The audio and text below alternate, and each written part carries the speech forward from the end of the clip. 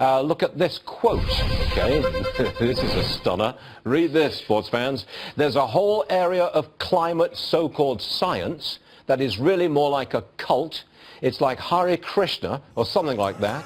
They're glassy-eyed and they chant. It will potentially harm the image of all science. Wait for it. That is from Princeton. Emeritus Physics Professor and former Director of the Office of Science at the Department of Energy, William Happer, who joins us now. Professor, that's about as strongly worded statement as I've ever heard. Are you anti the climate science people? Well, yes, but let me take this opportunity to apologize to the Hare Krishna people who have noble goals.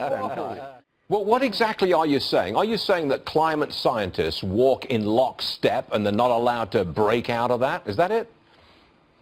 No, there are many very good climate scientists. I especially admire climate scientists who do measurements, of temperatures from satellites, properties of the oceans from buoys, concentrations of CO2. These are good scientists, and we should support them. I'm all for them. But there's a cult that's built up around them, and anytime you confront them, instead of talking about the science, they talk about 97% agree with us, we have to be right, so that's what I meant by a cult.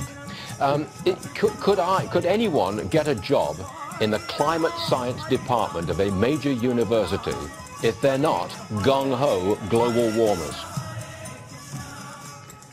I don't think so, certainly not for the last few years, but I hope that will change because there's a lot of important climate science that ought to be done, and I hope it will be done. You're not a skeptic, are you? You do believe that the climate is changing and it's human beings who are at least partly responsible. That, I think, is your position.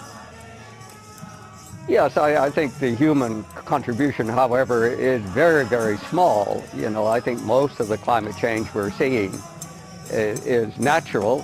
Climate has always changed. Who denies that climate changes? You have to be completely blind to deny that. Is the planet, can the planet be saved? Are we doomed? Because that's what we constantly hear. We've only got a few years left.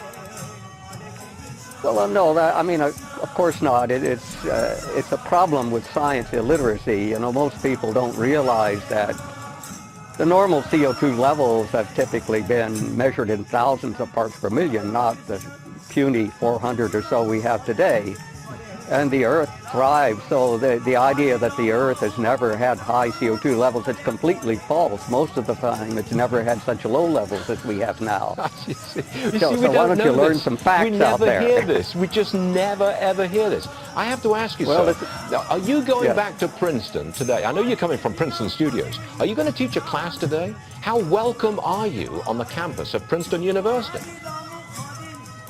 Well, first of all, I'm retired from teaching, and secondly, I teach physics, so I teach quantum mechanics, electricity, and magnetism. When I was still teaching, I don't teach climate, but are you welcome I am welcome on the campus. You are? Well, we're very pleased to hear that, sir. And you're very welcome on this program, and anytime you want to come back, you better come back, because we like you. Thank you. Professor Happer, thank you, sir. Okay, thank you.